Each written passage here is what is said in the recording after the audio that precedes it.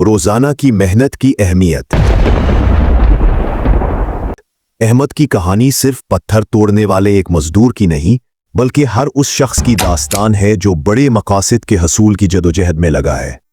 ये हमें एक गहरा फलसफा सिखाती है। कामयाबी कोई एक लम्हा नहीं होती, बल्कि हजारों छोटे नजर न आने वाले इक़दामात का मजमुआ होती है। पहाड़ का आखिरी ज़र्ब से टूटना एक धोखा था। हकीकत में वो पहाड़ उससे पहले पड़ने वाली हजारों ज़रबों की वजह से अंदरूनी तौर पर कमजोर हो चुका था। हर रोज की जाने वाली एक छोटी कोशिश ने, चाहे उसका फौरी नतीजा जाहिर ना भी हुआ हो, उस आखिरी ज़र्ब के लिए जमीन तैयार की। हम अक्सर बड़ी तब्दीली के इंतजार में रहते हैं और जब फौरी नताइज नहीं मिलते तो मायूस होकर हथौड़ा फेंक देते हैं, बिल्कुल वैसे ही जैसे अहमद ने 6 माह बाद किया था। बुजुर्ग का मशवरा यहाँ पर कहानी का अहम मोड़ बनता है।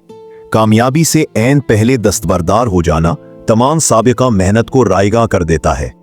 ये कहानी हमें सिखाती है कि कामयाबी का राज मुसलसल अमल, कंसिस्टेंसी में पोशीदा है। ये कहानी हमें सिखाती है कि कामयाबी का राज मुसलसल अमल में पोशीदा है।